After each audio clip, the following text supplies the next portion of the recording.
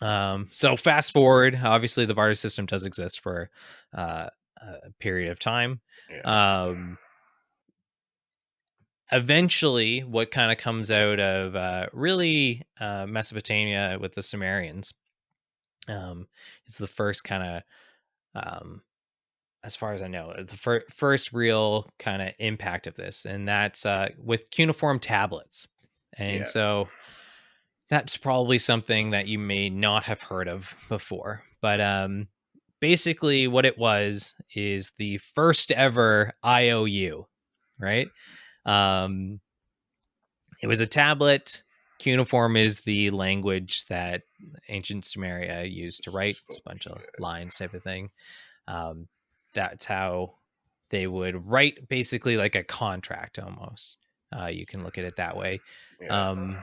To to acknowledge an exchange of goods. So um, instead of me taking whatever a few tons of flour for my cow that I'm giving Jordan, um, instead now Jordan's going to write this cuneiform tablet that says that this tablet itself is worth X amount of Yeah. flour, let's say, or goods from Jordan, In right? that So in the same value.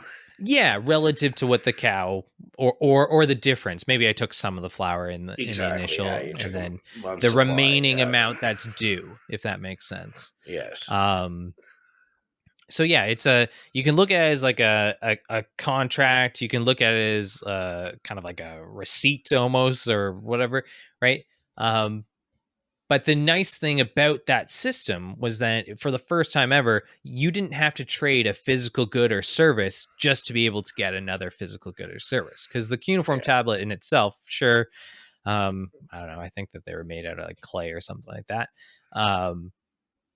In theory, Yeah. I guess the clay had to be scooped out of the ground, so there's some effort put in that sense. But for the most part, the cuneiform tablet itself didn't really hold any value other Right. than what was written on it, Correct. right? Yeah. It's And conveying information. yeah, exactly, and that would be what was binding, right? So the value of, hey, this is worth the amount of a cow that you can then come back to me and get X amount for it, Yeah. right? Um, the neat kind of part about that, beyond the fact that you didn't have to um, trade a physical good, was that you also had a situation which eventually came out of cuneiform tablets, was that if Jordan and I did that exchange, right? So Jordan's given me a cuneiform tablet. Instead of me going back to Jordan with that cuneiform tablet to say, hey, I'd like some flour, I could kind of piecemeal that cuneiform tablet in a sense to use it to trade to other people in our village Yeah. that they could then go get flour from Jordan, right? In exchange for maybe I don't know. I needed someone who makes stone tools or metal tools. Furs or something. Yeah, Yeah. does maybe someone who takes my cows and makes leather with it. I don't know. Right? Like, consider all the things that people need in Yeah. life. Food, shelter, education, you name it, right? Luxury goods. Maybe it was hey, I wanted this necklace or something like that. I could now take that cuneiform tablet, as long as, again, that someone valued what that cuneiform tablet stood for, right? Yeah. But I could take it and give it to them and then exchange for goods. I didn't have to. You could kind of have that same cuneiform tablet be utilized for multiple Different exchanges things. of Yeah. goods. Yeah.